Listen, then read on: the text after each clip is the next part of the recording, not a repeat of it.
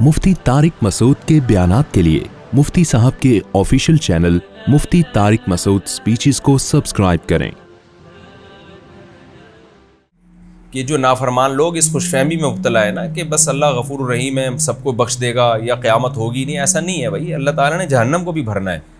तो हम जब जैसे किसी को समझा रहे होते हैं ना, वो मान नहीं रहा होता, तो ऐसे मौके पे क्या एक न्यूट्रल आदमी क्या कहता है, भाई जहन्नम में भी तो लोग जाएंगे ना, जहन्नम को भी तो अल्लाह ने भरना है ना, तो बस तू छोड़ दे इसको अपने हाल पे। यही अंदाज़ अल्लाह ने कुरान में इख्तियार किया है कि मैंने भी जहन्नम को इंसानों से भर देना है।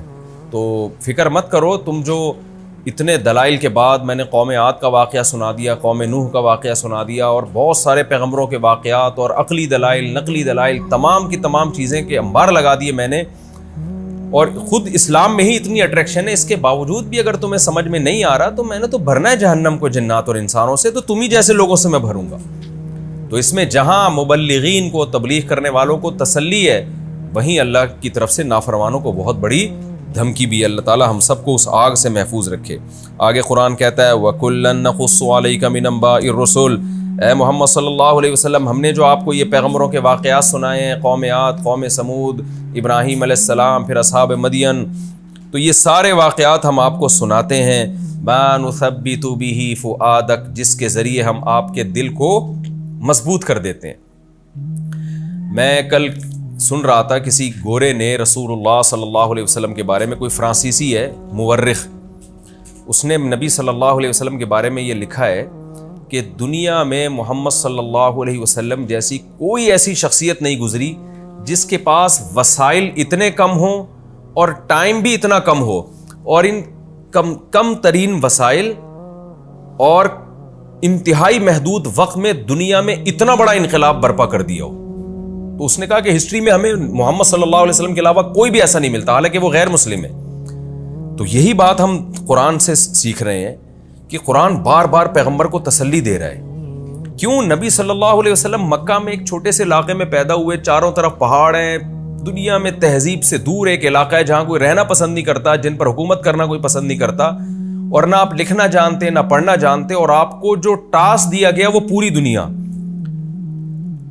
काम दिया गया कि पूरी दुनिया में दीन को गालिब करना है, और इधर अपनी कौम में 2-4 लोगों के सिवा कोई ईमान नहीं लेकर आ रहा। तो सोचिए आप सल्लल्लाहु अलैहि वसल्लम को टेंशन कितनी होगी, कैसी टेंशन होती होगी। तो कुरान बार बार फिर तसल्ली देता है कि हम जो आपको वाक़यात सुना रहे हैं, मा नुसब्बितु बिही फुआदक, ये वो वाक़यात हैं जिसके ज़रिए हम आपके दिल को थाम लेते हैं, आपके दिल को डगमगाने नहीं देते, आपको मोटिवेशन मिलती है कि भाई कौम नूह ने भी नूह की मुखालफत की, अंजाम नूह के हक़ में ही हुआ, कौम आद ने भी मुखालफत की, रिजल्ट जो आया वो हज़रत हूद अलैहिस्सलाम के हक़ में आया, तो आपका भी रिजल्ट अल्लाह आपके हक़ में होगा, नतीजा आपके हक़ में होगा। तो ये तसल्लियाँ कुरान देता था, जिसकी वजह से नबी सल्लल्लाहु अलैहि वसल्लम ने दुनिया में इतना बड़ा इनकलाब बर्पा किया।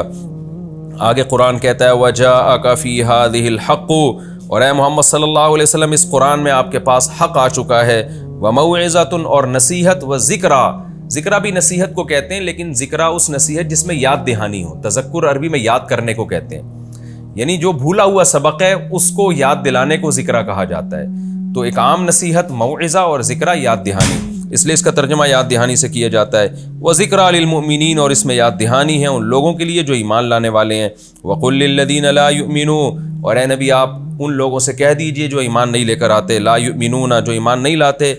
आखिर में इअमलू अला मकानतिकुम, ठीक है तुम भी अपनी जगह पर अमल करते रहो, इन्ना आमिलून, हम भी अमल कर रहे हैं। ये मक्का में आयतें नाजिल हुई जब थोड़े से लोग ईमान लाए थे और पूरा अरब आपके खिलाफ था, तो उस वक्त उनको पेशगोई दी गई कि ठीक है अमल कर लो, हम भी कर रहे हैं, हम अपनी मेहनत में पीछे नहीं हटेंगे, तुम मुखालफत में पीछे मत हटो, अनकरीब देख लेना कि अंजाम किसके हक़ में है।